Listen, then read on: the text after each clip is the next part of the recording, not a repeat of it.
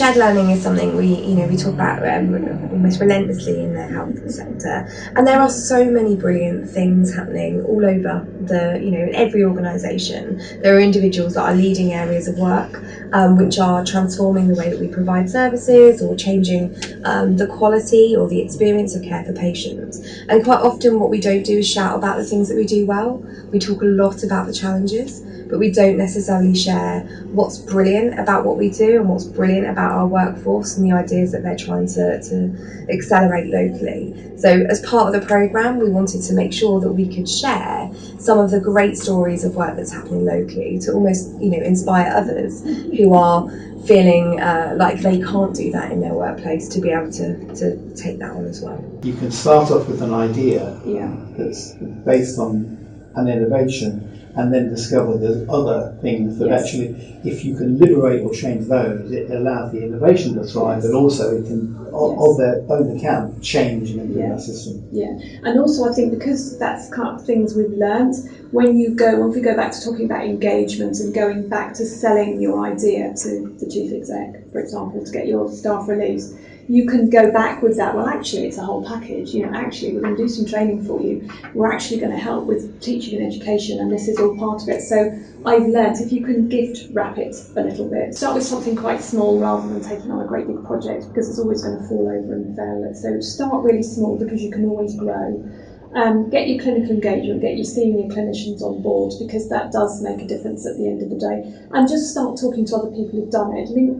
The senior social prescriber has just come into her area, and she was saying that the other areas that she works with hasn't got what we've got, and she's finding it really, really beneficial in her work, because obviously this is a big thing that's going on at the moment with social prescribing, and to be able to link in with somebody who represents all the people in her locality that she's aiming to work with, because they're holding clinics within GP practices, and for that point of it as well, so the digital side, for other people to have that link into our federation and to our locality, I think it's been really, really, really, really helpful for them. And so much so that this is a pilot, but I'm delighted to report Trisha's now joined us substantively as a substantive member of the federation team, because we see that benefit. Understanding what hasn't worked very well, through other projects, but also going out to other trusts to understand what they have done. And the key point for me is to make sure that they go out, it's about the concept rather than the product. So you can go out to another trust to learn about what they've done in terms of digital transformation. Doesn't mean that you have to use their exact products that they use for it, but you can tailor the learnings to it.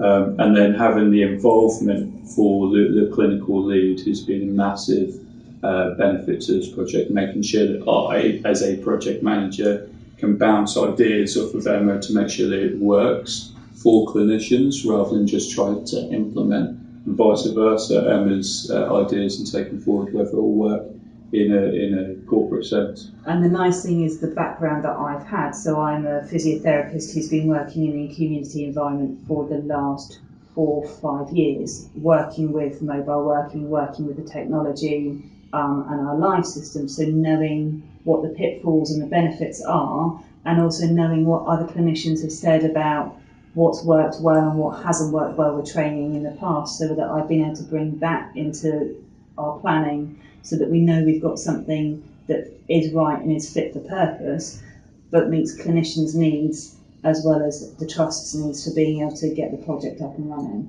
Explaining the benefits, so the fact that we could talk to a clinician and say this is a benefit for your patients and yourself, and be really clear and demonstrate that would have been a really good starting point. Yeah, I mean, the communication, as we elaborated on before, is absolutely vital to the project.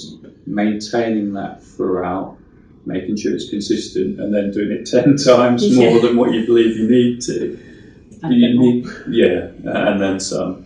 You need to make sure that you have it on different mediums. You give clinicians the ability to look at information when they have time to as well. Making the clinicians understand the relevance of documentation. Yeah. I think that's something, again, going back to culture and habits, that clinicians don't always see the connect between their documentation and their quality of care. You can give excellent care, but if you don't document it, you can't prove that it's happened. So it's getting the clinicians to realise that that documentation isn't an add-on to their care, but it's a part of their care. And actually that's as important as anything else, because that shows what you've done.